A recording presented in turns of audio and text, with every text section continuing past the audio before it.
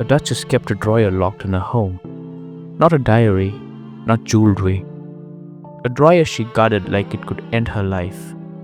Then one day, while she was away, her husband hired a locksmith and forced it open. Inside were photographs so explosive they didn't just end a marriage, they poisoned an entire social class. And one image, above all, showed a man with no head, not because he was missing, because the picture was cropped, and people have been trying to name him ever since. Her name was Margaret Campbell, born Margaret Wigham. She grew up with money so old it didn't feel like money, it felt like entitlement. Private schools, high society rules, that kind of world where reputation is oxygen and scandal is death.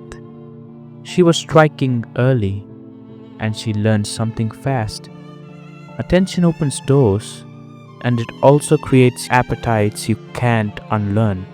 Because later, when she finally gets a title, she doesn't get freedom, she gets surveillance.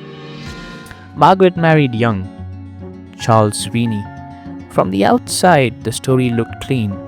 Inside, it was grief stacked on grief, pregnancies, loss, a private life that didn't care how expensive the furniture was. The marriage ended, and Margaret walked away with the truth high society never likes to admit. A polished life can still be miserable. Then came the accident people still use as a before and after. Margaret fell down a lift shaft and survived. She carried scars. And according to people around her, she carried something else too. A shift, more impulsive, more restless, less interested in being good, and more interested in being satisfied. Whether it changed her or simply revealed her, the result was the same.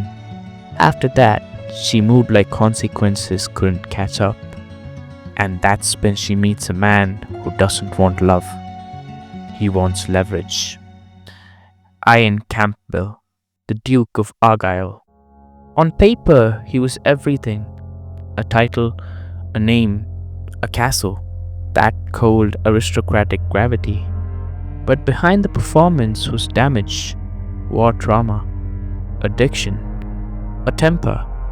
A man who could turn suspicion into a lifestyle.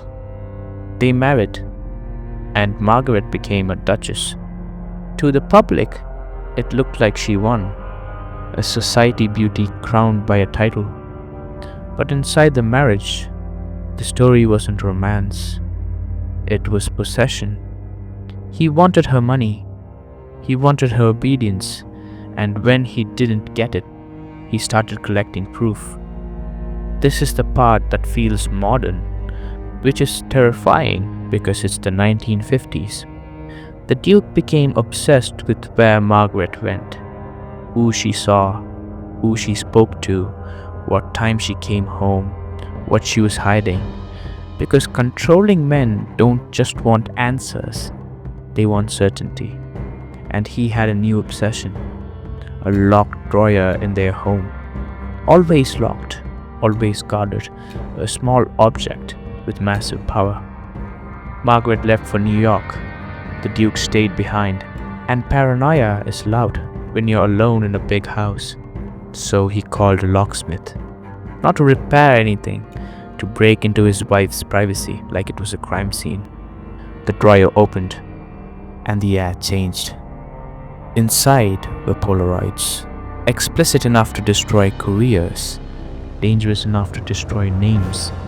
In many of them, the men's faces were out of frame, but Margaret wasn't. Not really, because in at least one image, she wore a recognizable necklace, 3 strands of pearls, a signature. So now, it wasn't rumor, it wasn't gossip, it was evidence. And then came the photo that turned into legend. Margaret with a man whose head was cropped out. The headless man. Not headless, just protected. And that single crop became the most famous missing face in high society history. And the Duke didn't keep it private. He didn't confront her quietly. He went to war in public. The Duke filed for divorce like he was filing a lawsuit against her soul. He claimed she slept with 88 men. He turned alleged lovers into a numbered list. And suddenly, this wasn't a marriage ending. It was a spectacle. Because the photos weren't just seen by lawyers, they were seen by reporters, by editors, by the public. The press didn't cover it like heartbreak.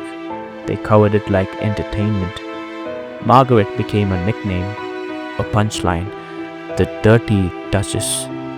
And the men, they became shadows. That's the part that stings the most. Her face became public property.